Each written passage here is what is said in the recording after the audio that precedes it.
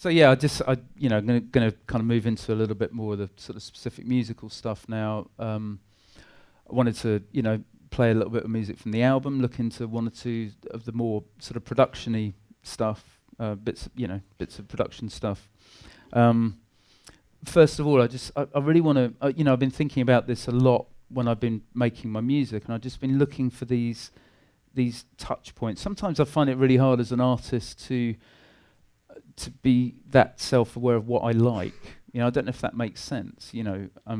But I've discovered that there are some quite opaque qualities that I really like in music. I love repetition and hypnosis. Now, whether that comes in the form of there are bands that I love like Loop, Spaceman 3, Spiritualized, but I also love kind of hypnotic techno. I also love composers like Terry Riley, Philip Glass. I love more than anything. What I love is being able to actually form my own experiences in my head when I'm listening to music. I certainly find a lot of the time. I'll get into this in a minute because this is one of the things that I really don't love. So I'm going to stick with the things I love. I love texture. I love beautiful chiming chords. I like kind of detuned guitars. I like detuned pads. I like things that have slight fluctuations. Examples for me would be people like Godspeed You Black Emperor, Brian Jonestown Massacre, Sonic Youth. These are bands that that I've carried with me through my career, and I love the fact that Sonic Youth, for example, when they play live, they have pretty much a different tuning system for their guitars for every song they play, and things are tuned to very precisely to quarter tones and all the rest of it. And they just, the guitars are not. It's not just your standard sort of power chord noise. I love juxtaposition. That's something that's very important to me. I love hearing serene vocals just submerged by walls of noise.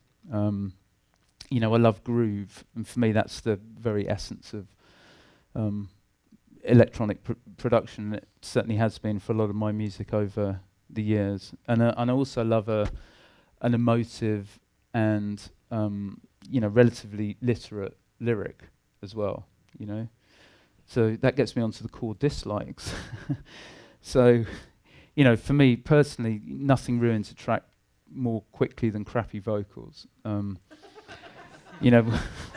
Whether it's misogynistic, ill-conceived, irritating, shouty something, it's just it just turns me. It doesn't matter how good the music is; it just ruins it for me. The sound of programming is something that I personally don't like and never have done. And by that I mean, I'm not a great fan of. I think with a lot of electronic music, I can hear people sweating in front of their computer. I can hear the sound of edits going on. I can feel the angst of, just people poring over tiny, minute details. And whilst I love detail in music, I don't like it to be kind of slapping me around the face the whole time, because it, so actually, historically with my DJ work, I've de-edited almost throughout my career. I've spent so much time, and you can tell people, this dude has just spent 9 weeks creating these most phenomenal, like crazy edits, and I've just cut them all out, because actually all I really liked about the track was that little two beats of stuff that sounded phenomenal, and all I wanted it to do was just roll and roll and roll, and then I can kind of be on the dance floor in my moment, in myself, without someone getting that wet fish and slapping me around the face with it. So I just take that shit out. Another thing I'm not a massive fan of, having said that, I have at times, stolen wholesale bits of people's music, is plagiarism. I'd counter that by saying that I wasn't plagiarizing, I was repurposing. So, And the other thing I think for me that is a big turn off is the sort of generic by numbers production. So just it's very easy to recognise the sort of march of the single idea. You can track it on Beatport. You can certainly over the years. I remember when electro house became. It went from for me it went from being something that was quite cool and quite organic and quite flowing to being something that was like a sort of a panic attack happening. And it seemed to sort of happen around about the time that dubstep became the sound of angry robots, and it seemed to infiltrate a lot of electronic dance music. And for me it was just quite a turn off, because it was just so masculine and so aggressive and so in your face. And there is absolutely a place for that sound. It's just not, it's not really for me. And I have certainly dabbled in it in the past. And I'm doing a DJ set in Spain on Friday night where the prerequisite is that every track has to sound like angry robots, but pitched up to +16 and played to a largely male audience. So can we watch that on the web or anything? Yeah, of course. Yeah, that'd be nice. Yeah. So actually, it reminds me that I did the biggest crowd I've ever played in front of was in the Olympic Stadium in Seville. This was a few years ago. It was a big breakbeat thing, and I was really into videoing everything at the time. I was just crazy documentary. So midway through my set, I was busy DJing. I had about 15,000 people I was playing to, and it was awesome. It was the whole end of a football stadium basically. And I got my video camera and I ran out and I was kind of running along the front, filming everyone.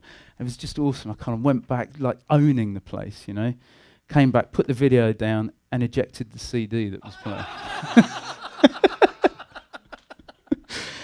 So yeah, they, so they've never let me forget that. So maybe there'll be some kind of a reprise this weekend. So,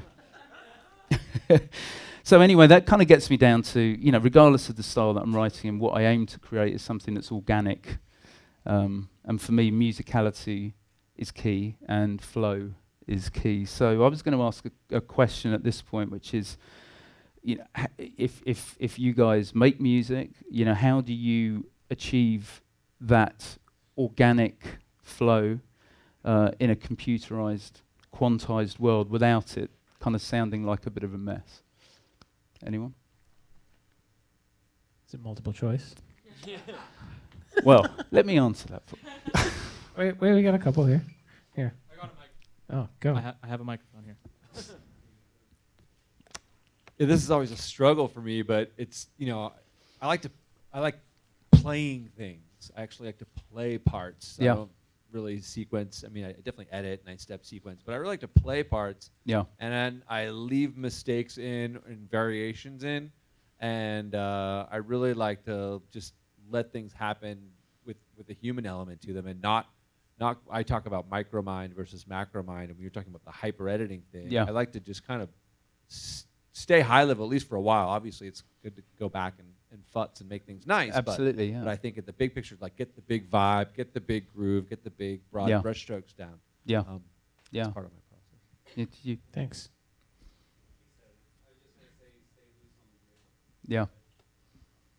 Yeah. Stay loose on the grid. Stay loose on the grid. That's nice. I like that. I have one thing that I try to do. I do like you just said over there. I like to play it out sometimes as well.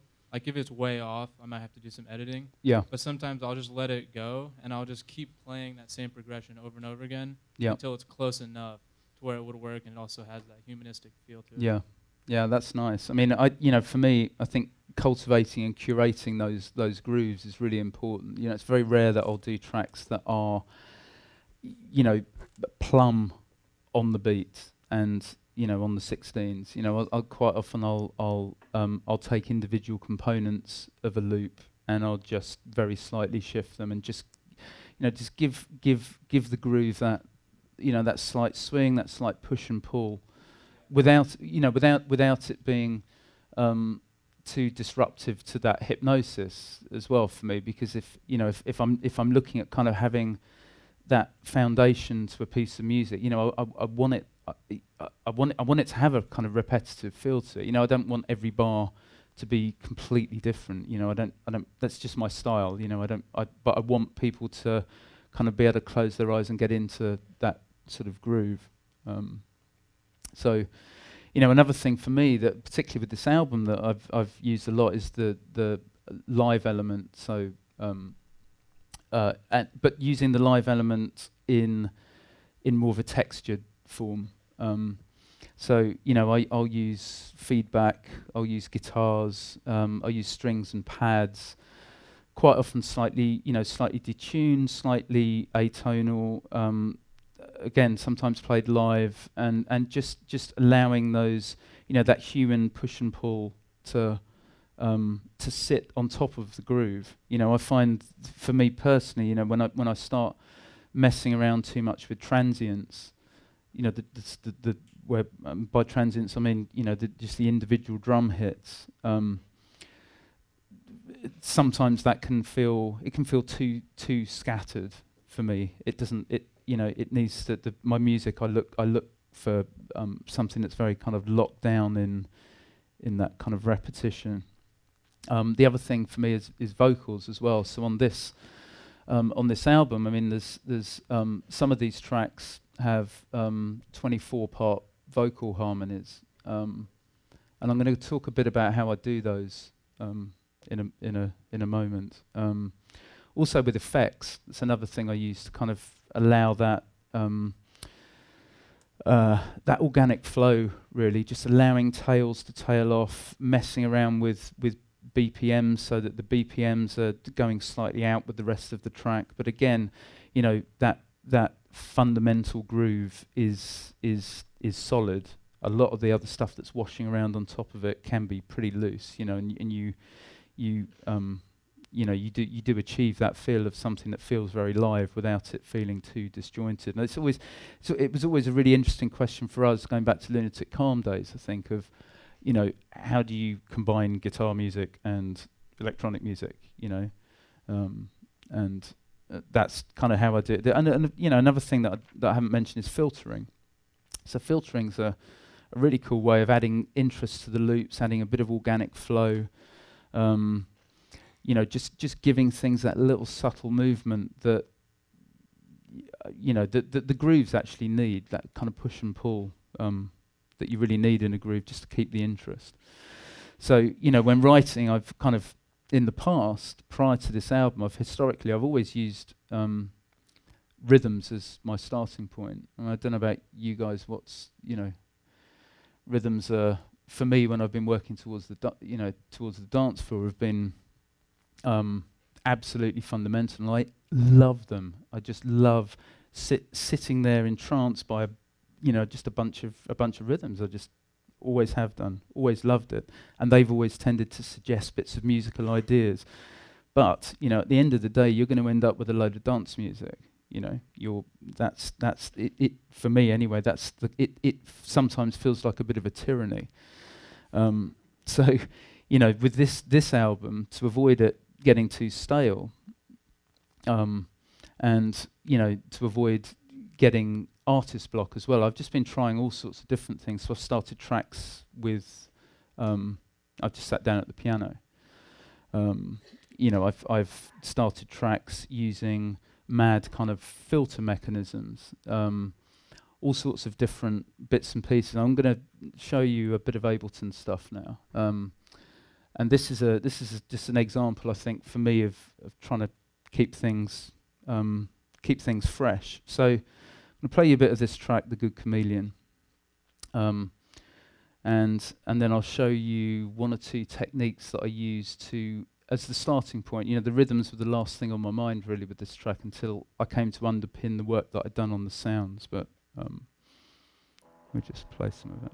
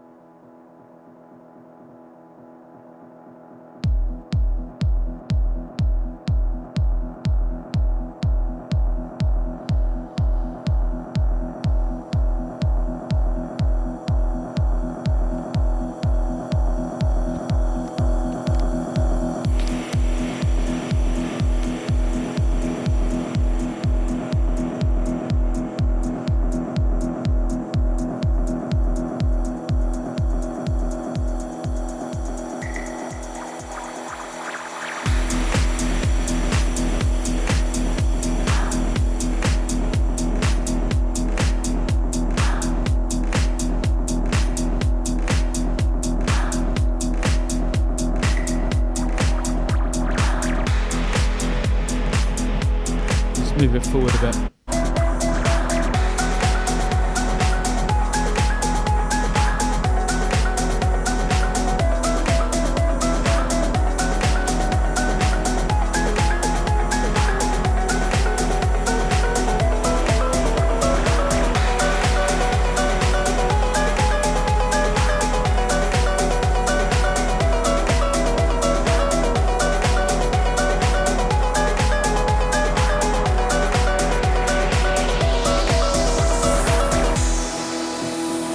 So basically this track, the starting point for me was Clair de Lune by Debussy. And you know, the idea really, I've been doing this for years, but you know, sometimes you need inspiration from somewhere. So I'll quite often set up, I'll set up templates where I kind of look for, here we go. Let's open up the project. So I'll effectively set up templates where I look for just like a kind of grid or a series of. Sorry, it's not loading up properly. So I just basically look for creating a little chain of effects that that will just allow me to throw pretty much any audio into them and come out with some interesting effects. And let me show you on here.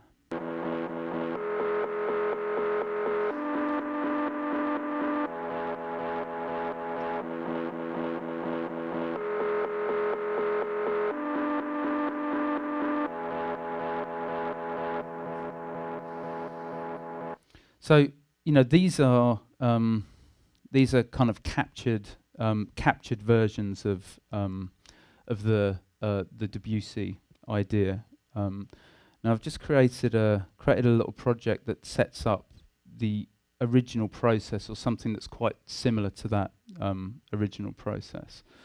And I'm just going to open it up here and show you what I mean. But there's some good time savers here, you know, just saving these groups up, these little grouped up chains of effects. Obviously in Ableton you can create them as a group, which makes it nice and easy to use. But basically I'm going to turn that off for a second, and here we have some of the original of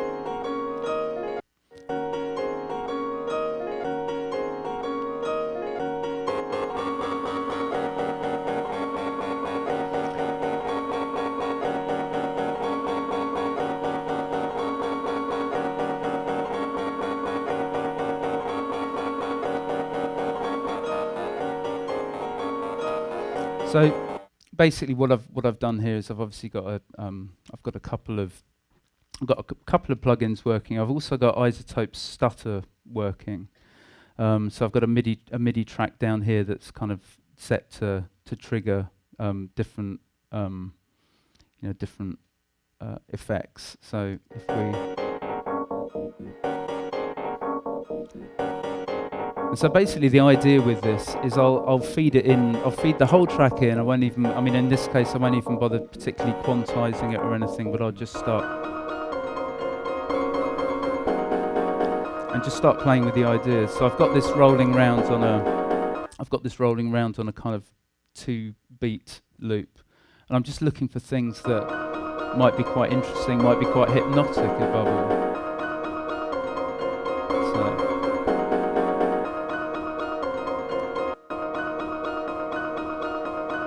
So that for me may become an interesting idea. Now, for me, the nature of a lot of these glitchy plugins is that they're totally chaotic. You know, I know you can probably get under the hood with them, but every time I open these things up, something different seems to happen, which is kind of awesome. But at the same time, you know, you need to be ready to capture. So what I tend to do is I'll use resampling. So I'll have another channel set up, ready to capture any audio that might happen that I kind of like. So it's just, rather than going down the road of bouncing it to audio, which obviously you can do, but more often than not, I'll find that once I do that and I bounce it to audio, something completely different come out. And again, it's the kind of nature of the beast, really. These things are, they're interesting plugins, but they're not always that stable. They're, can be a little bit random. So, so what I'll do is I'll just have it ready. Case in point, really. And what I'll do is I'll basically just sample things that I like, and I've basically taken a few here.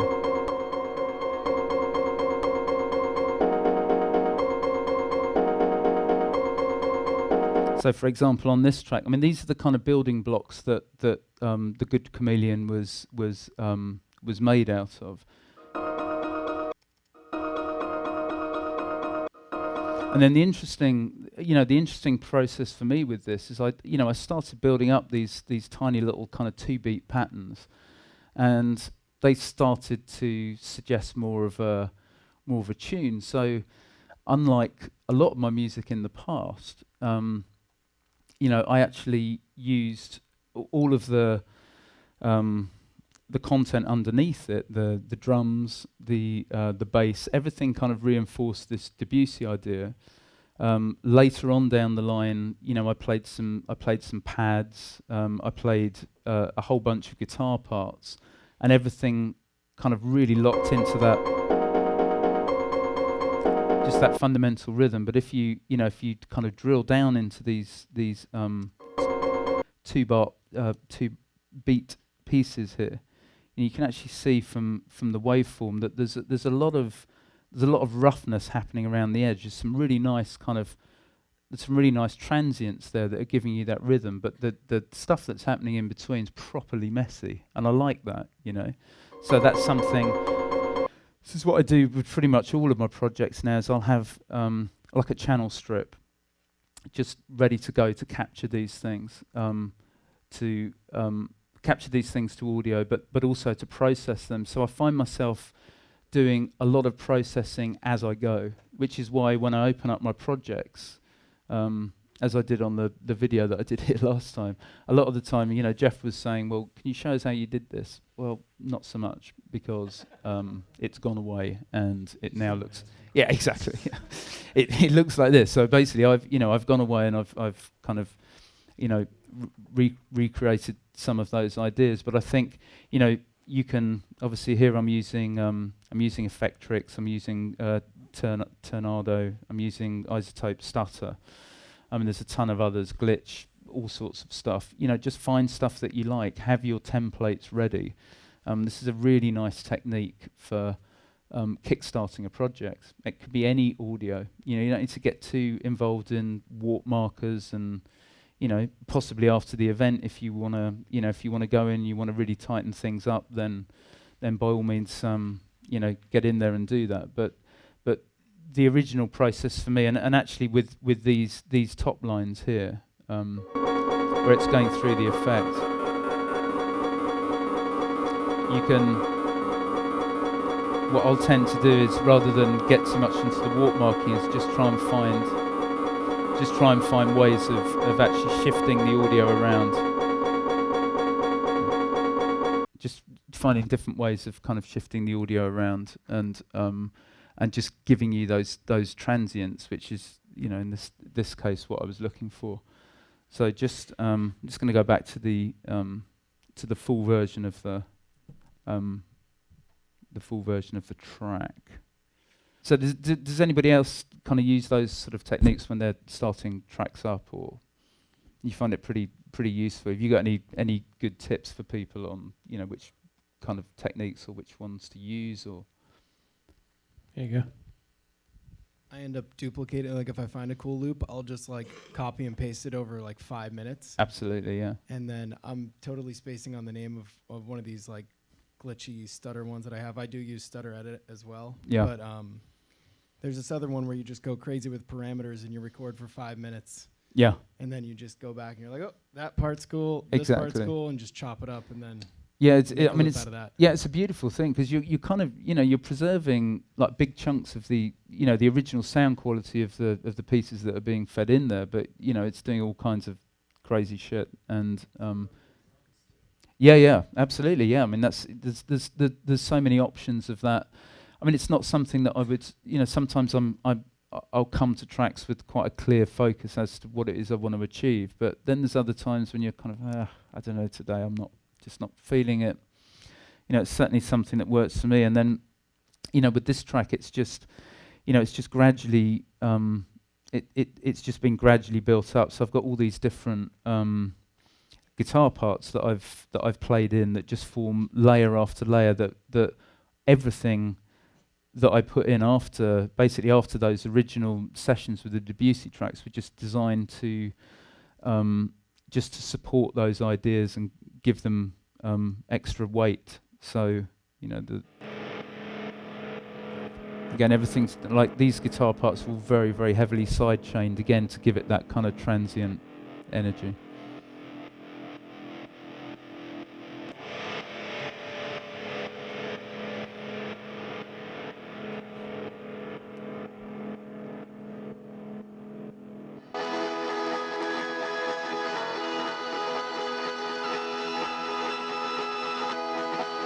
What I think is really interesting with a lot of these sounds is they sound properly terrible when they're kind of soloed on their own, and like some of the EQing and some of the like time stretching that I did when I was putting this stuff together was really quite unusual, but it sort of worked with the body of the track. So this section particularly, you just play leading into it.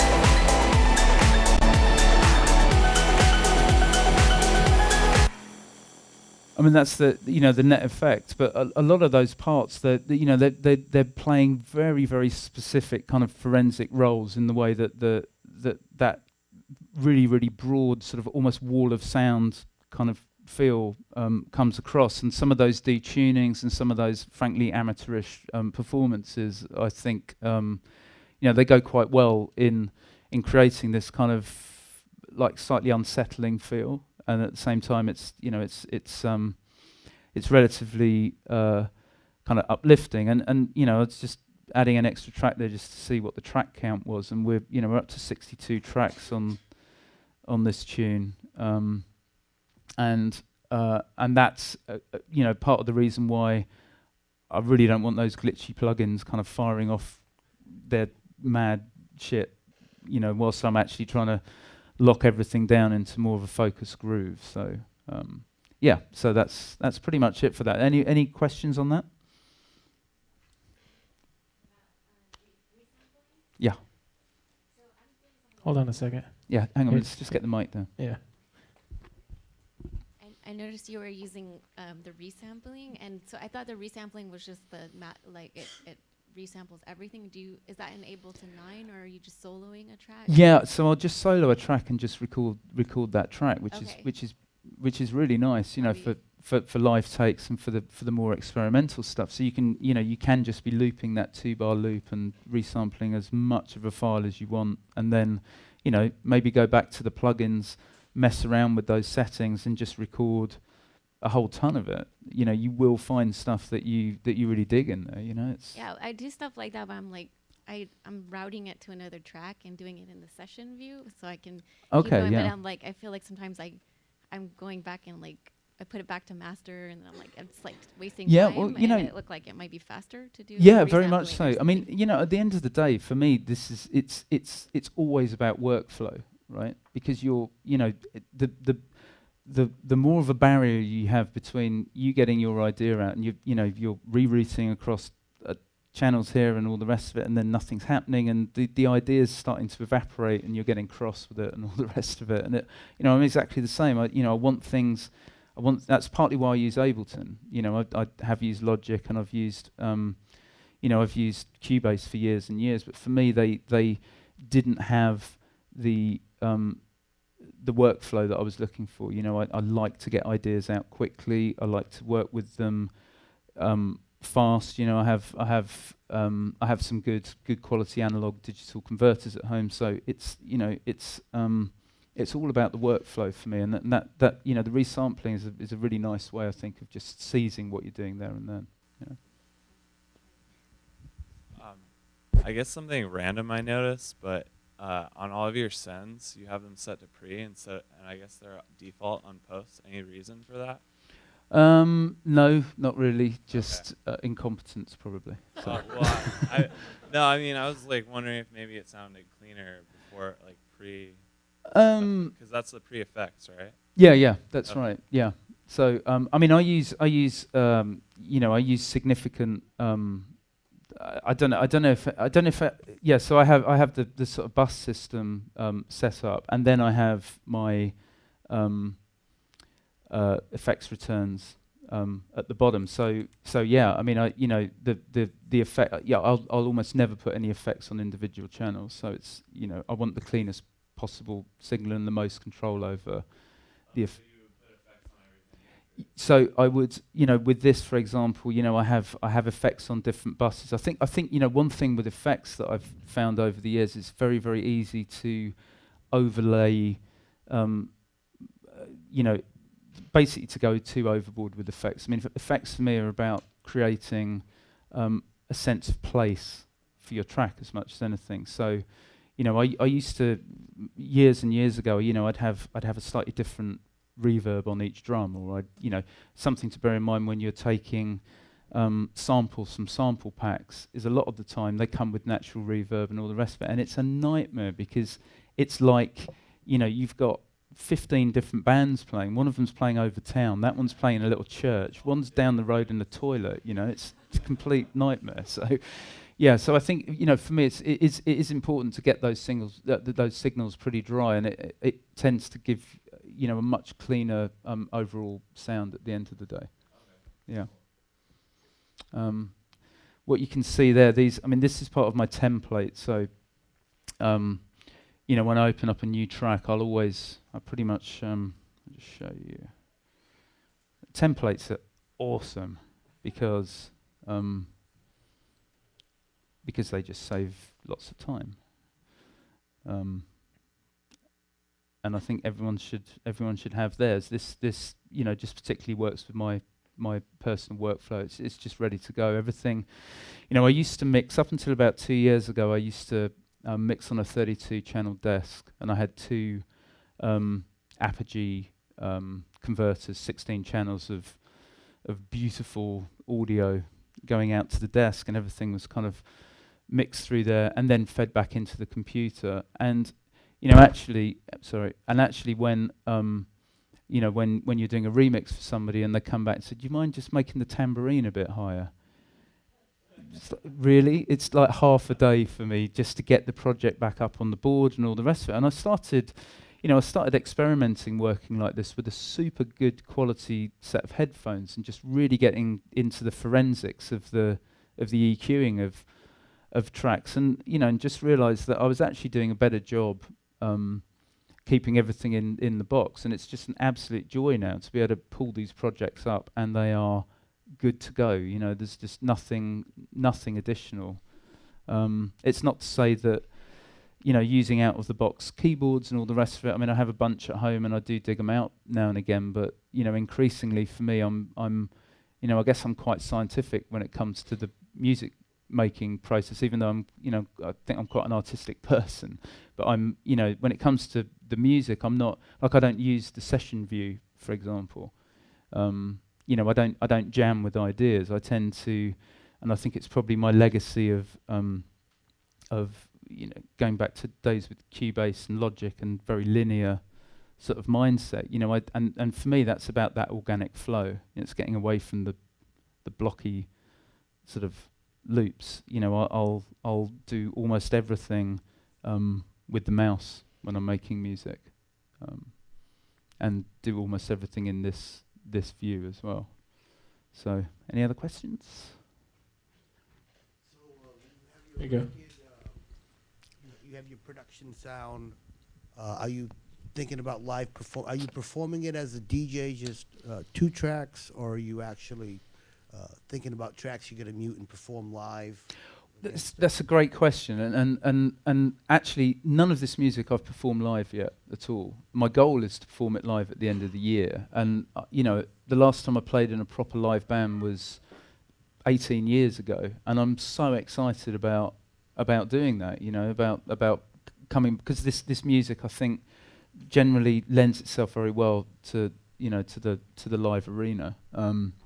So when it comes down to the sort of the live styling of it, you know, I'm going to be relatively restricted initially by budget. So, but my aim for the project in a year or two's time is to actually have a number of musicians that are performing it with me, and I'm looking for space to grow this project. That's the whole point. And I love that idea. I love the idea that it starts with me, and it just slowly grows outwards. You know, I have tracks, like I said, I have tracks here that have 24-piece vocal harmonies, which are all multi-tracked by me, and I'll play one of those in a minute. But I would love to have, say, a 4-piece, you know, vocal backing in order to do that live. Ultimately, you know, I'd love to have a couple of string players to play some of the pad sounds. You know, I'm really looking for, you know, quite ambitiously at this as a, yeah, it is expensive, of course, yeah, but then at the same time, you kind of, I mean, you look at, as a good example, you look at Eamon Tobin. You know, that was expensive, and he spent 18 months and 85 grand investing in that project, but, you know, nobody tells him when he's playing Sydney Opera House that it wasn't a good investment, you know, so, yeah. Anybody else? So, yeah, just really recapping, I mean, you know, other ways of capturing your imagination, varying inspirations. I mean, you know, there's a track that I did here called The Wind-Up Bird, which actually didn't make it to the album. It just didn't quite fit with the flow of it. But this track was, you know, the starting point was the piano basically, and it just led the entire process in a very different direction. But it was super fun doing it. You know, it's quite a big departure for me.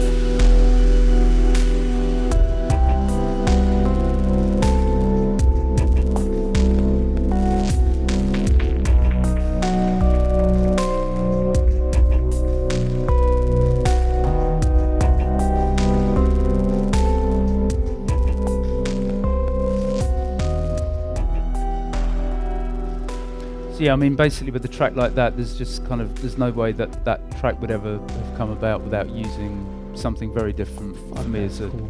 Oh, thank you. Right? But it's just something. I want to hear the rest of it. Okay. Then no, man. Like, this is yeah. Beautiful. Yeah. Oh, thank you. It's I mean, so evocative, like. Yeah. Visually. Well, thank you. Yeah, I mean, it's very different. just very different starting points again. But a big part of it for me is just the creative freedom to be able to start making stuff like this. You know, I've always had it in me to do this music, but I've almost been held back by the tyranny of the dance floor. You know what I mean? And it's very, very interesting when you do free yourself up and think outside the box. So.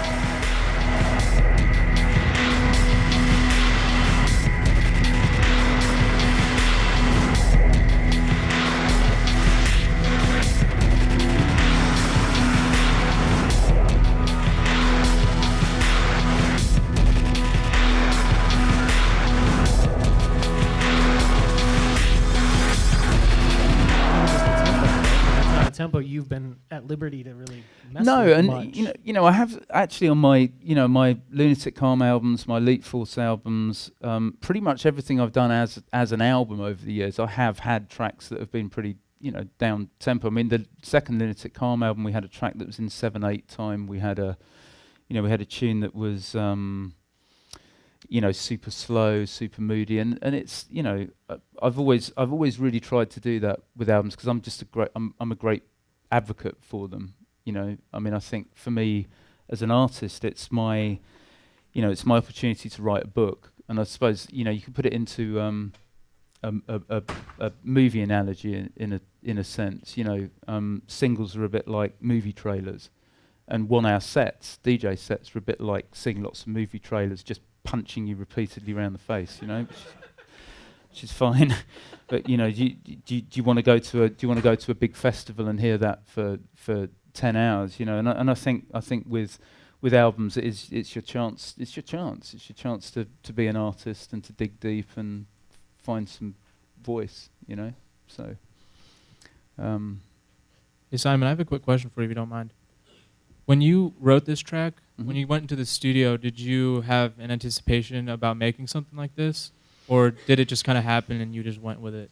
I wanted to try writing a track with the piano as a starting point. So that was all I knew, really. And I did, I was living at a farm at the time. I lived in this farm for 12 or 13 years and just recently moved from there. But it was a very kind of very sort of rural space, and even though my music's been relatively urban over the years, actually on this album I've kind of allowed for more of more of that kind of scene and setting that was in to sort of filter through. But yeah, I mean, that was pretty much as far as it went, and I just sat down and started playing with some ideas, and then again the electronic components completely allowed them to be led by what the piano was doing, and the track kind of gets to that quite cacophonous drum section, and then it just sort of goes back to the piano basically, and just sort of floats away. But the original idea was just a track with a different starting point, really, and I think it just shows what you can do with that. If you're a music producer, subscribe to our channel and stay up to date on the latest Pyramind tutorial videos, track breakdowns, elite sessions, and more. Visit us at pyramind.com.